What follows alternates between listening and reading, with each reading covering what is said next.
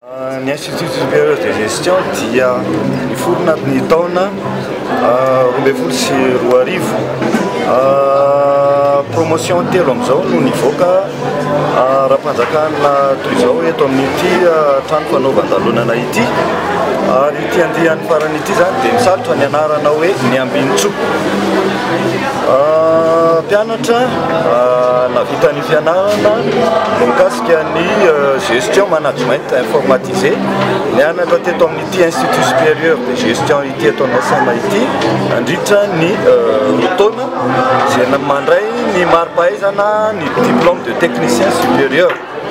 Misy ihany koa zany ireo nianatra nandritra ny telo taona izay mandray ny mari-pahaizana ny licence professionnelle.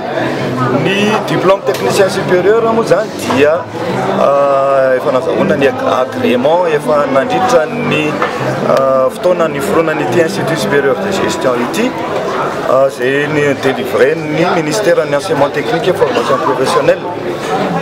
Amin'ny herintaona kosa no nahazo ny atao hoe habilitation izahay rehefa nitatra tao anatin'ny atao hoe famoronana ny classe 3e année universitaire zany izay nakatoavin'ny ministère ny enseignement supérieur. Nazahoana ihany koa zany ny atao hoe habilitation. Azo lazaina zany fa reto mpianatra mivoaka ireto dia technicien ambony afaka mifaninana miditra eo amin'ny sehatry ny asa, miditra eo amin'ny sehatry ny fifaninanana ary ampanetretena no itenenanay no hoe ny 700 amin'ireo mpianatra mivoaka ireo dia efa amperinasa avokoa. Ny 700 kosa dia mbola hanohy ny fianarana. Maninona no teny an'izay satria ny sehatr'asa na ny orinasa izay nandray an'ireo mpianatra ireo teo amin'ny stage zany dia amin'ny ankapobeny dia nandray an'izy ireo hiasa avy hatrany satria efa nanandrareo le traikefa sy fahaizana miasa izay nitovozana tato amin'ny sekoly mandritra an'izay roa sy telo taona izay.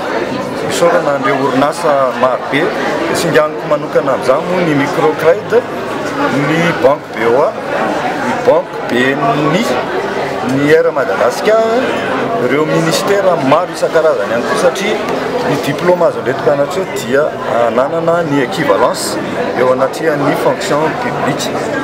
Mpianatra miisa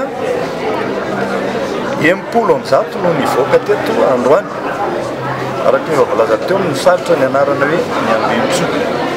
Angamba no azo lazaina ny etaetan'ny sekoly zany dia nisokafan'ny 4e année tsy ho ela idirana ao anatin'le sehatra atao hoe LMD dia afaka mitovy leta amin'ny université rehetrarehetra izay misy eto amin'io zany ny Institut supérieur de gestion.